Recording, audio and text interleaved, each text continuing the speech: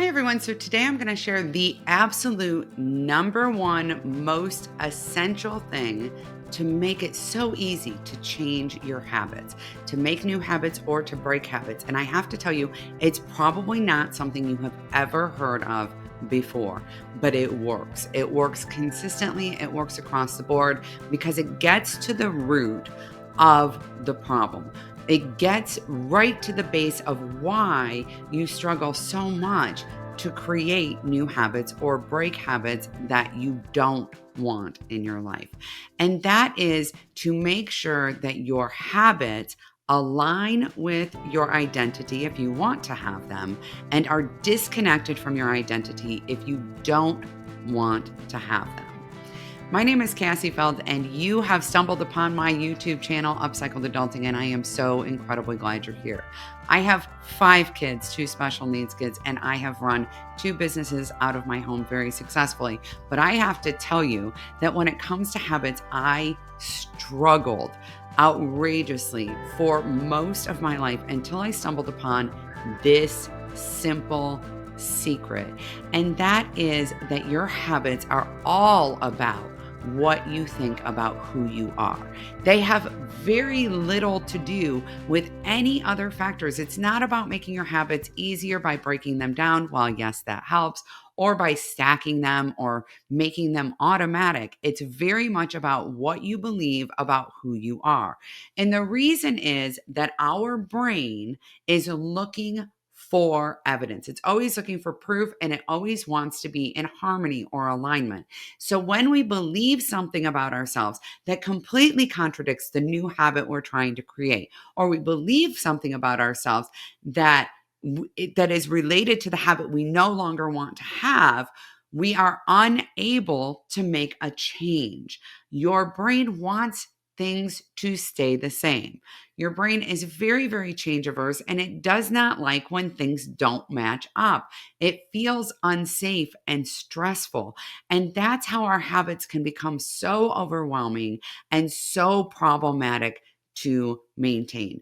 But when we accept a habit as part of who we are, or we reject a habit as part of who we are as a person, it becomes much more simple because our brain automatically tries to create proof of whatever it is that we are believing. Now, a lot of people say the phrase fake it till you make it. And I always say, do it till you prove it.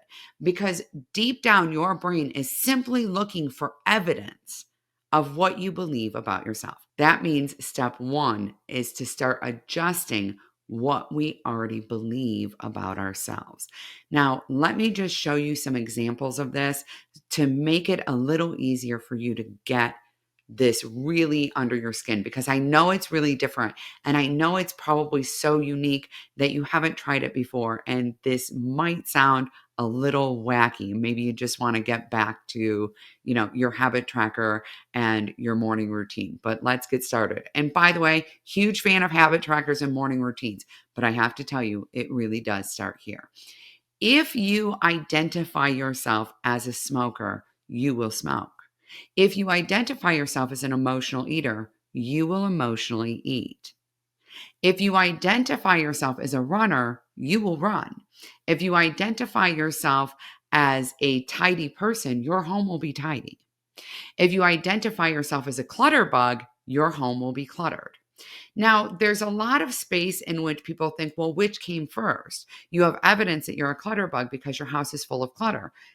That may be true, but if you continue to believe that you are a clutter bug, you're going to continue collecting clutter. You're going to keep the clutter. You're not going to go through the process of purging your home because your home aligns with what you believe about yourself.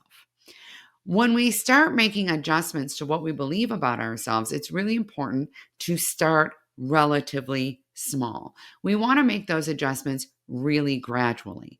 We also want to lower the barrier of entry. So we're going to do both things at the same time. Having a completely tidy home will take an extended period of time if you are a clutter bug. But when you start going through your clutter, when you start decluttering, creating the mindset that you are an organized person, reminding yourself, I'm doing this because I'm an organized person. I'm doing this because I thrive in a tidy home. I'm doing this because I'm tidy. Will remind you that you are already those things and your actions are simply reflecting what you are.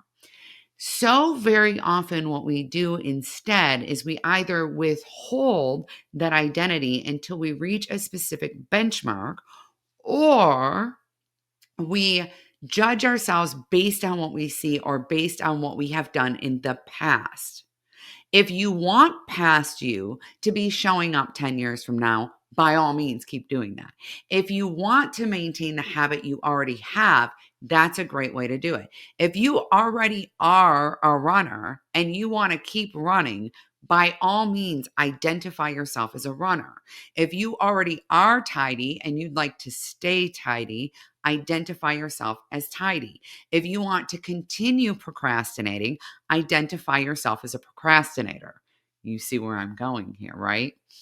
When we start to shift the way that we think about ourselves, we start to act in alignment with that way. And that becomes more automated because our brain, remember, is looking for the match.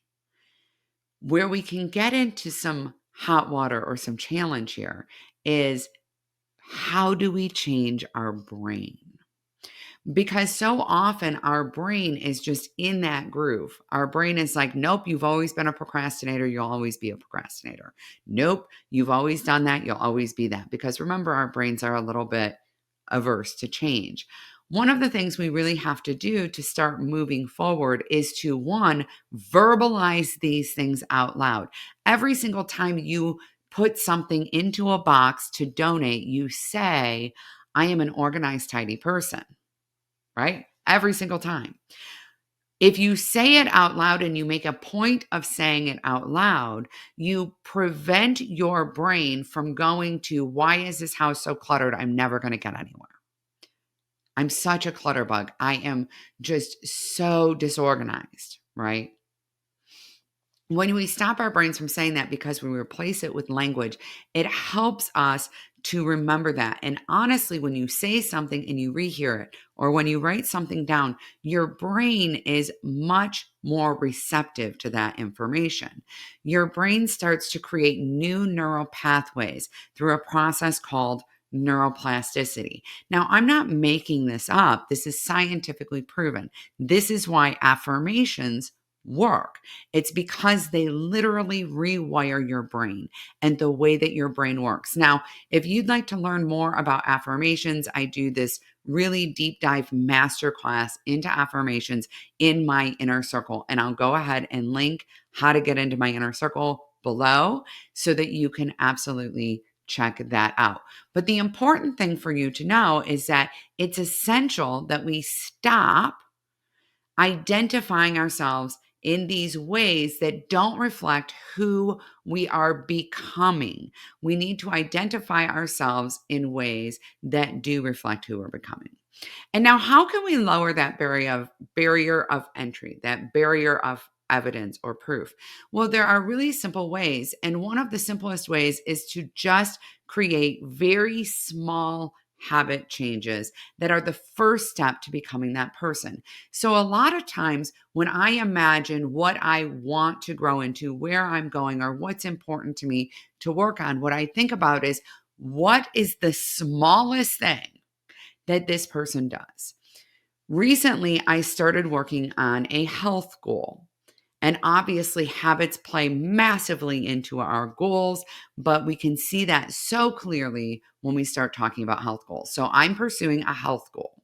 And in my pursuit of a health goal, one of the things I know is really important for me and tends to be a keystone habit or a catalyst habit for me, meaning all my other habits will fall into place if I do just this one thing, is exercise.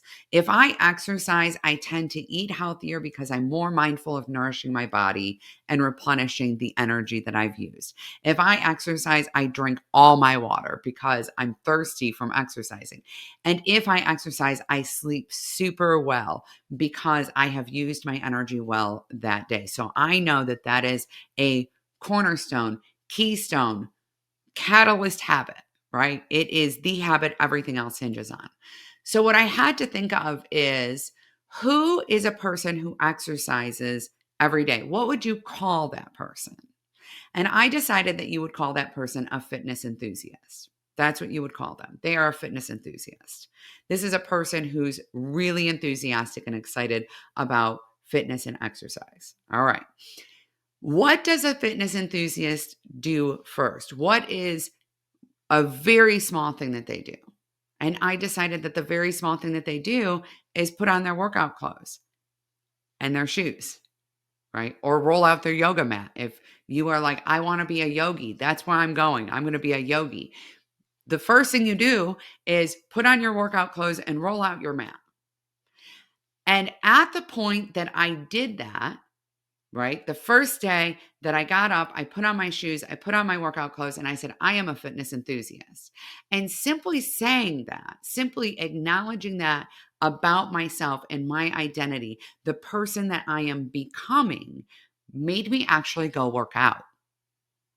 Now, it doesn't matter if it's for 5 minutes or if it's for 30 minutes. It doesn't matter if it's running or lifting weights or doing yoga. It doesn't matter.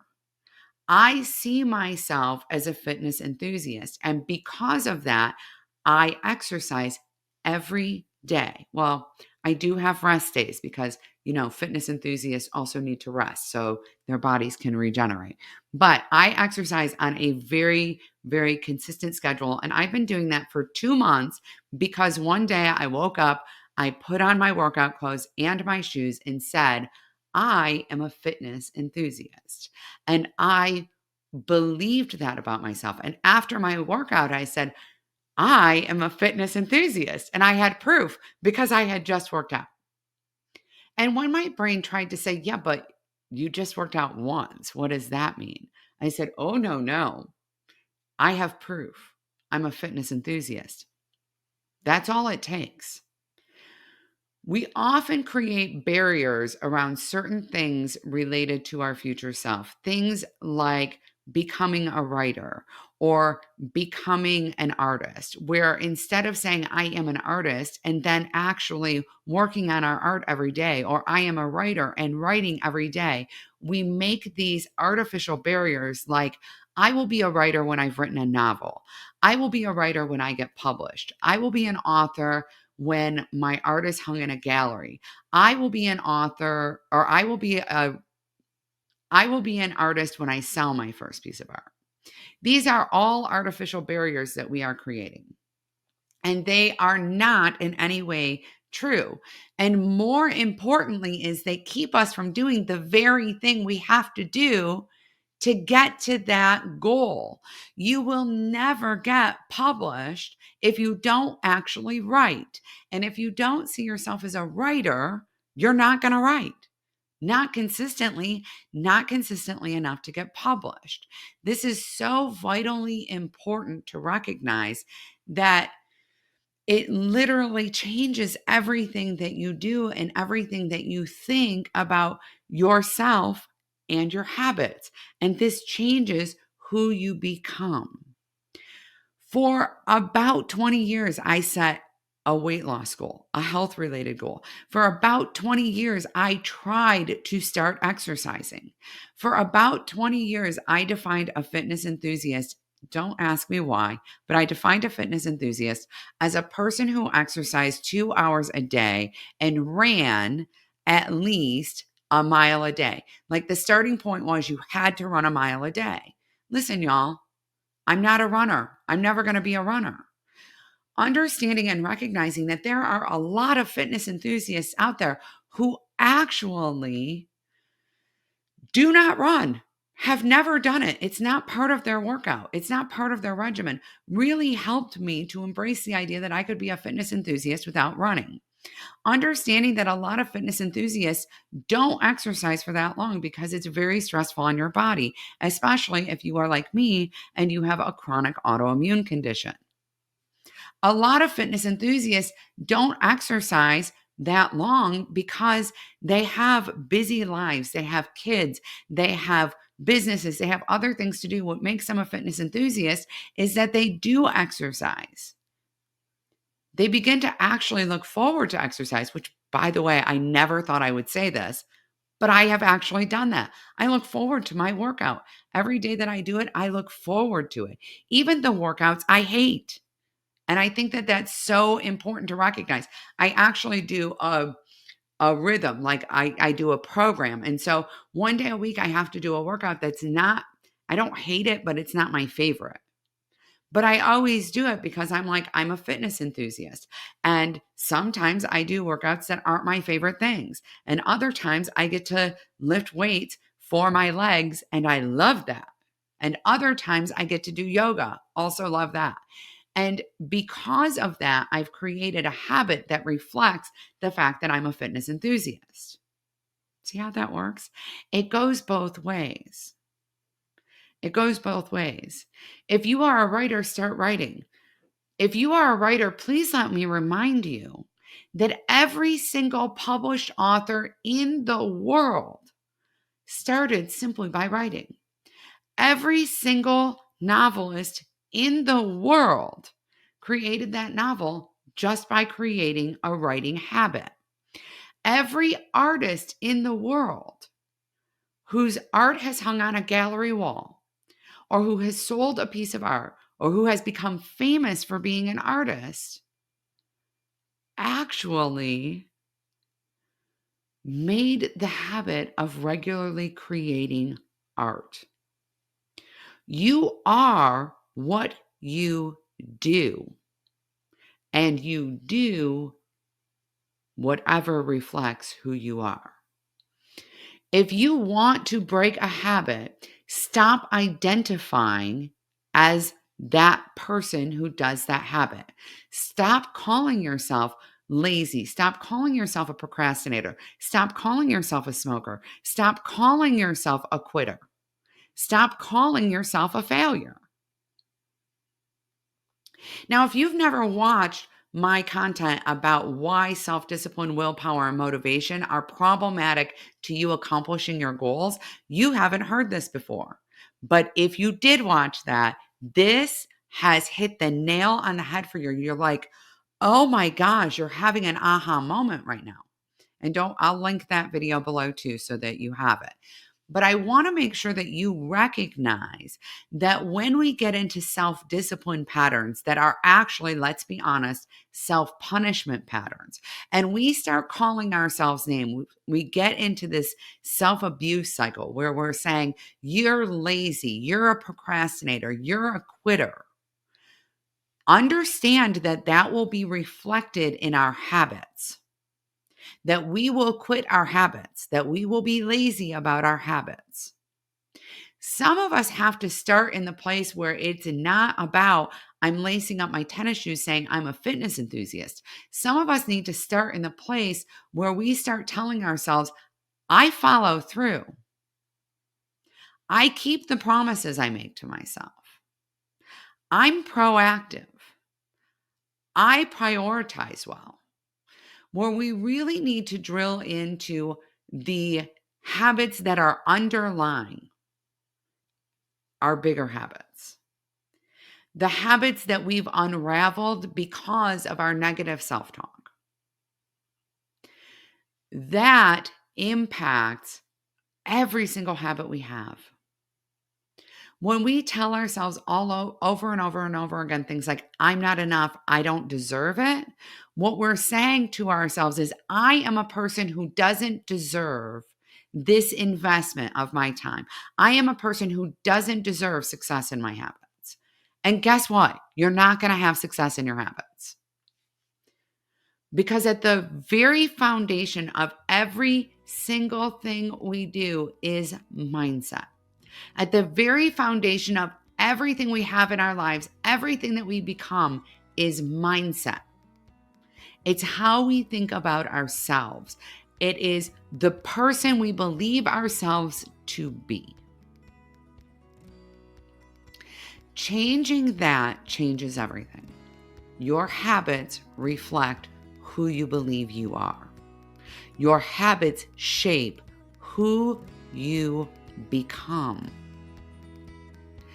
If you want to believe differently about yourself, look for proof of what you want to believe in your actions, or create proof in your actions. Do it till you prove it.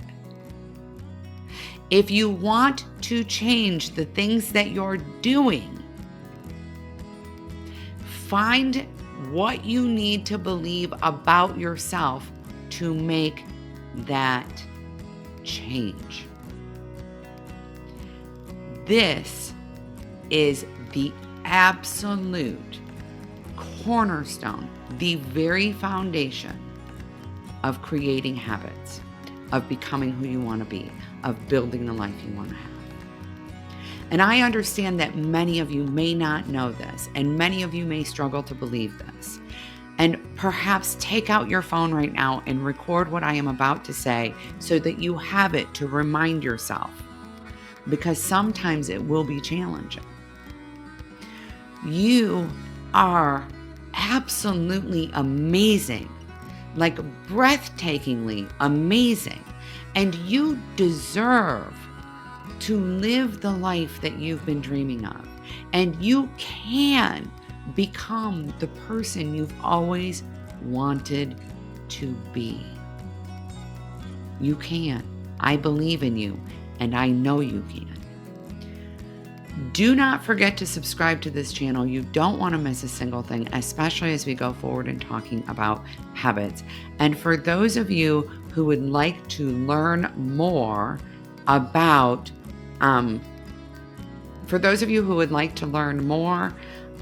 this topic, make sure that you check out my Inner Circle for my affirmations content, and check out the video about how self-discipline, willpower, and motivation are actually undermining your goals and who you want to become. I will see you next time. Bye, everyone.